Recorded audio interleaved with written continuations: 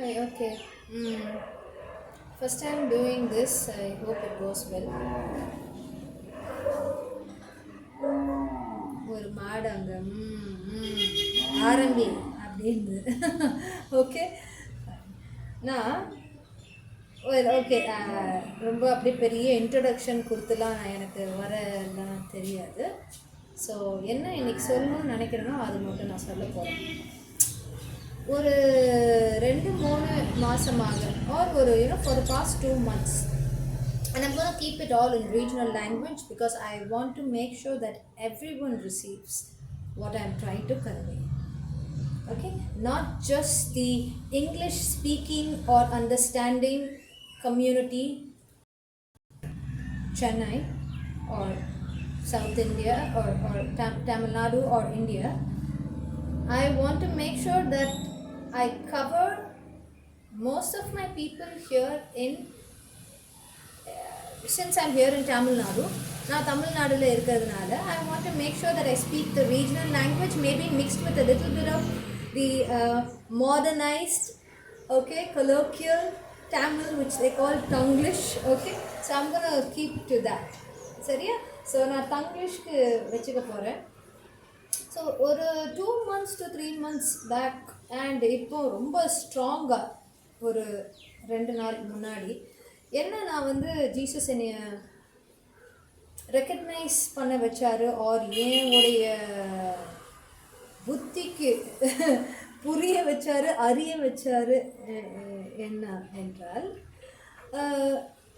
இந்த வசனத்தை இன்னும் கொஞ்சம் அழுத்தமாக எனக்கு கொஞ்சம் இந்த தடவை அவர் வாழைப்பழத்தில் ஊசி ஏற்றுற மாதிரி அப்படி சொல்லாமல் கொஞ்சம் அழுத்தமாகவே, ரொம்ப கொஞ்சம் அழுத்தமாகவே எனக்கு இந்த வசனத்தை, இந்த வசனமுடைய முக்கியத்துவத்தை அதிகமாக அழுத்தமாக எனக்கு ஏசப்பா வெளிப்பட ஆரம்பிச்சிட்டாரு, பண்ணிட்டார்.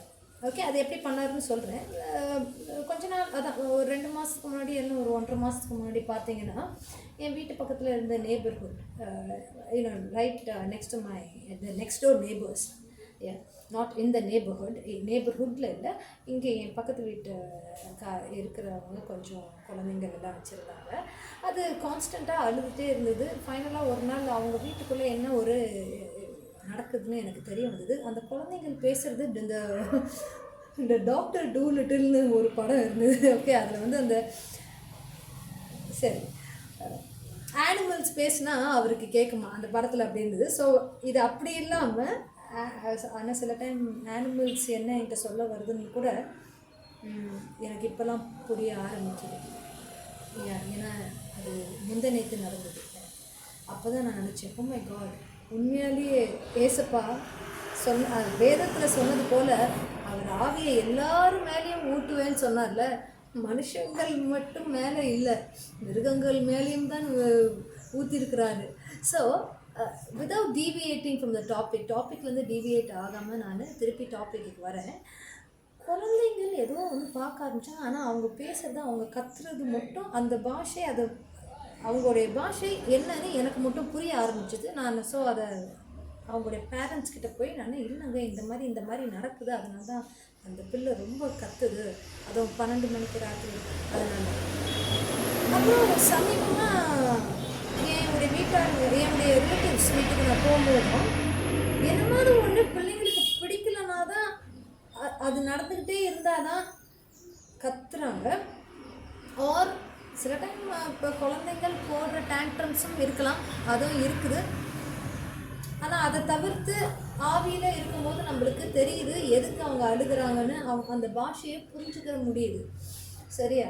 அது ஏன்னா எந்த வசனத்தை அவர் அழுத்தமாக எனக்கு சொன்னார்னா, நீ ஒரு விஷயத்தை சொல்ல முடியலன்னு, ஒரு முன்னாடி அது சின்ன விஷயமா இருந்தாலும், ஒரு சின்ன விஷயம்னா எப்படின்னா, அவங்க வீட்டிலே இருக்கிறீங்க, அவங்க அந்த டிவிலேயே பிரசங்கமும் கேட்குறாங்க, கடவுளுடைய பாட்டையும் கேட்குறாங்க, ஆனால் அதே டிவியில் சினிமாவும் பார்க்குறாங்க, சினிமா பாட்டுகளும் கேட்குறாங்க, செக்குலர் மியூசிக்கும் கேட்குறாங்கன்னும் போது அது தப்பு தான் என்று உனக்கு ஆவியில் தெரியும்.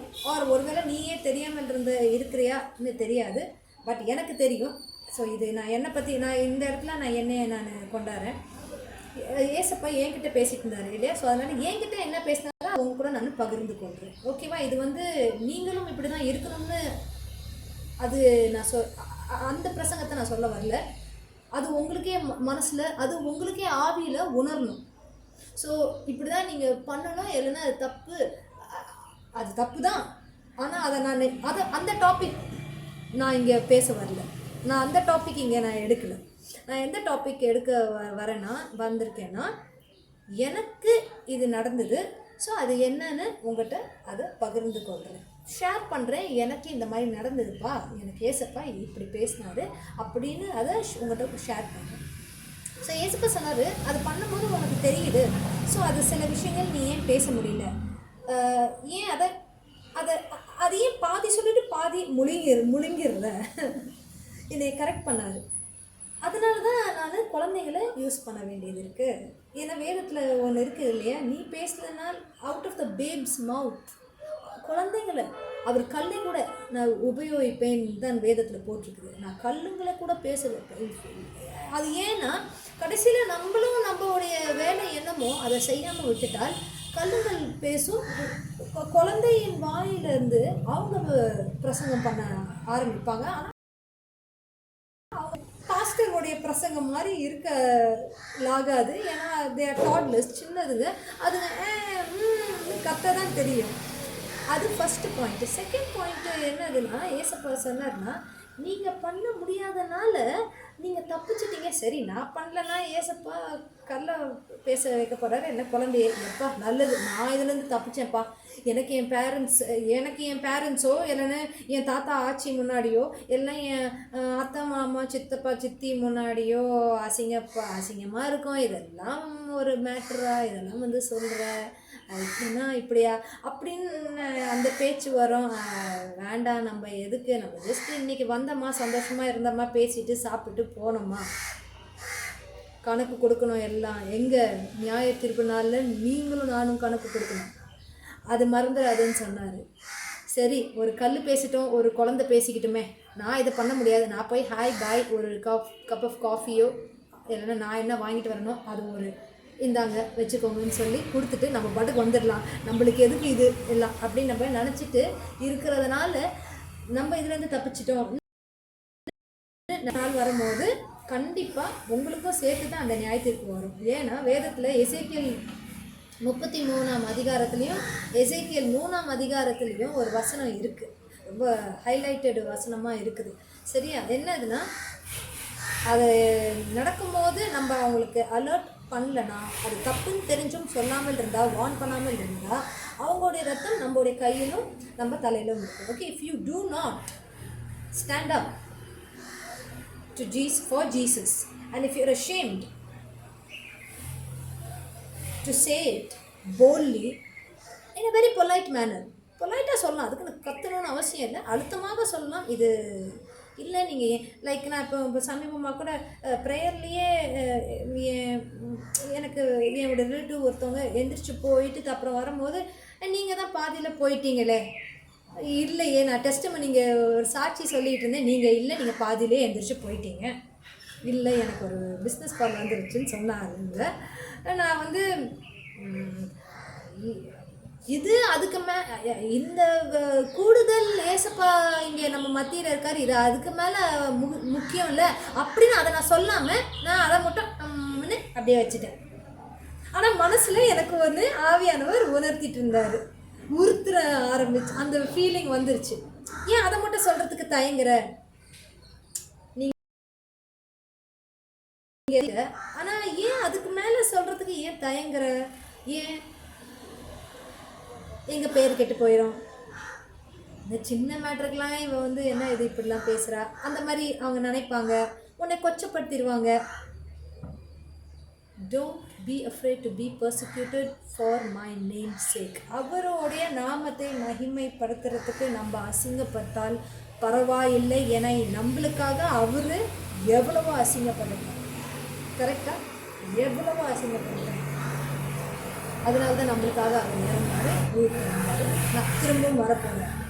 ஸோ அதனால் நீங்கள் சொல்லாதனால பிள்ளைங்கள் பார்த்துக்கிட்டோம் இந்த விஷயத்தை, இது என்னுடைய வேலை இல்லை அப்படின்னு நினச்சி நீங்கள் ஃப்ரீயாக ஆயிடுவீங்கன்னு நினைக்காதீங்க. நியாய தீர்ப்பு நாளில் உங்களையும் சேர்த்து எசேக்கியேல் புத்தகத்தில் இருந்த அந்த வசனத்தை போல 33ஆம் அதிகாரமும் 3வது அதிகாரத்திலையும் இருந்தது போல அவங்களுடைய இரத்தமும் உங்களுடைய தலையிலும் உங்கள் கையில் வரும். அதுலேருந்து அந்த அவர் கடவுளுடைய கோபாத்தினத்தில் இருந்து நீங்கள் உங்களை காப்பாற்றிக்கணும். அது ஒன்று. இன்னொன்று, இந்த பிள்ளைங்க ரொம்ப பாவம். நம்ம நினைக்கிறோம் பிள்ளைங்க பார்த்துக்கிட்டோம் அப்படின்ட்டு. ஓகே, இது ஒரு தேர்ட் பாயிண்ட்டாக கூட வச்சுக்கோங்க. ஃபஸ்ட் பாயிண்ட், நீங்கள் சொல்லலை என்றால் அவங்கள சொல்ல வைப்பாங்க. செகண்ட் பாயிண்ட், இதை வந்து தப்பிச்சிட்டோன்னு நினைக்காதீங்க. இல்லை, அந்த பிள்ளையோட தலைமையில் நீங்கள் போட்டுட்டு நீங்கள் அதை வந்து எஸ்கேப் ஆகிட்டீங்கன்னு நினச்சிங்கன்னா எஸ்கேப் ஆனீங்க, நியாய தீர்ப்பு இருக்குது. மூணாவது என்ன என்றால், பிள்ளைங்க அதுங்களுடைய பிஞ்சு மனசாக இருக்கிறனால ஹோலி ஸ்பிரிட் அதிகமாக இருக்கும்.